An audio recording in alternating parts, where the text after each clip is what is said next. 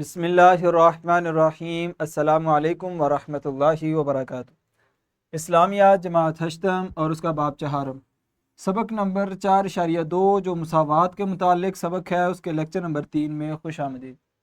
عزیز طلبہ کرام، آج کا جو لیکچر ہے اس کے جو حاصلات تعلم ہیں، دور حاضر میں فرقہ واریت کے خاتمے کے لیے اتحاد ملی کی ضرورت اور اہمیت کا جائزہ لے سکیں۔ صلاحیت یہ ہے کہ عالمی اخوت اسلامی کی روشنی میں امت مسلمہ کے مسائل مثلاً کشمیر، فلسطین وغیرہ کے حل کے لیے اظہار یکجہتی کر سکیں اور دور حاضر میں ہر سطح پر اتحاد ملی کے لیے اپنا کردار ادا کرنے کا جذبہ پیدا کر سکیں۔ تو یہ آج کے لیکچر کے ہمارے حاصلات تعلم ہیں۔ عزیز طلبہ، قبل از پڑھائی آپ کے پاس 2 سوالات ہیں۔ فرقہ واریت اور اس کے نقصانات پر ابتدائی خیالات، تو آپ بتائیں کہ اس کے کیا نقصانات ہو سکتے ہیں؟ مسلمانوں میں اتحاد کیوں ضروری ہے؟ اساتذہ کرام سے التماس ہے کہ ویڈیو کو یہیں پر پوز کر کے طلبہ سے پہلے ان سوالات کے جوابات معلوم کریں، پھر ہم چلتے ہیں بقیہ لیکچر کی طرف۔ عزیز طلبہ، یقیناً آپ نے اچھے انداز میں ان سوالات کے جوابات دیے ہیں۔ تو لیکچر کا تعارف یہ ہے کہ دور حاضر میں اتحاد ملی کی اہمیت، اس چیز کو ہم پڑھیں گے۔ نمبر 2، فرقہ واریت کا مسئلہ اور اس کے منفی اثرات۔ نمبر 3، اتحاد کے بغیر امت مسلمہ کو درپیش جو چیلنجز ہیں وہ انشاءاللہ دیکھیں گے۔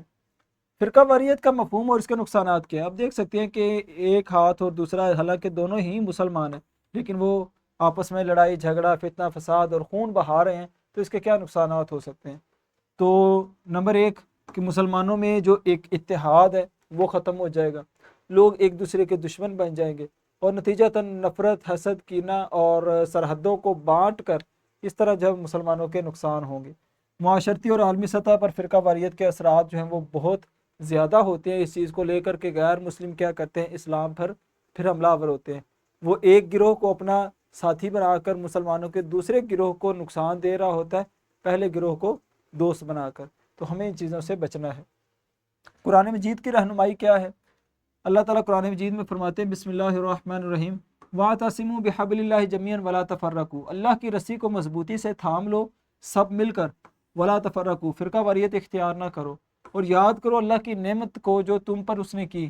جب تم آپس میں دشمن تھے، اللہ تعالیٰ نے تمہارے دلوں میں محبت ڈال دی اور تم اس کی نعمت کے ساتھ بھائی بھائی ہو گئے۔ اور یاد کرو جب تم جہنم کے ایک کنارے پر، ایک گڑھے کے کنارے پر تھے، فَانْقَذَكُم مِّنْهَا، تو اللہ تعالیٰ نے اس جہنم کے کنارے سے تمہیں بچا لیا۔ اسی طرح اللہ تعالیٰ اپنی آیات کو واضح کرتا ہے تاکہ تم ہدایت پا سکو۔ اللہ تعالیٰ واضح کر کے آیات بیان کرتا ہے۔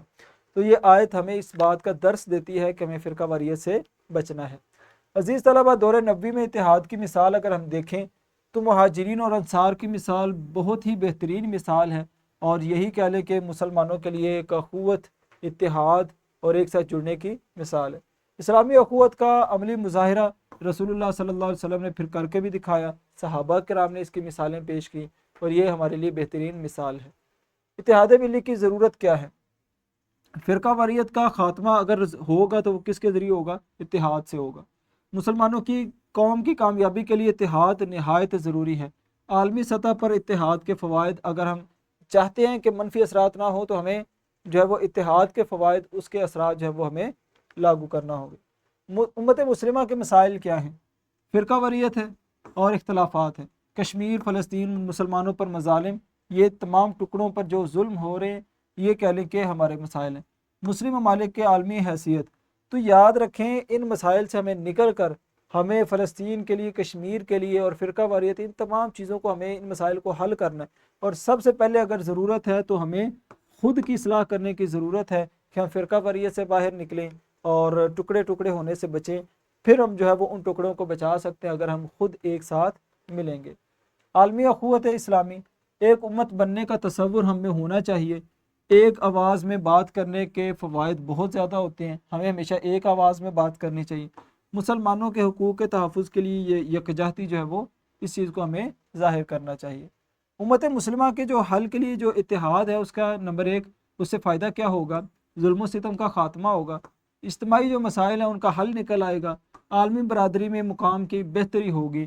کہ جس طرح یورپ ہے، انہوں نے اپنی جو وہ 26 سے 28 ممالک کو انہوں نے ایک یونٹ بنایا، اسی طرح یونائٹڈ اسٹیٹس ہیں، تو ہمیں بھی مسلمانوں کو ایک ایسا کہہ لیں کہ ایک ایسی اسٹیٹ بنانی ہے کہ اگر کسی ایک پر مشکل آئے تو باقی اس کے لیے تعاون جو ہے وہ کریں۔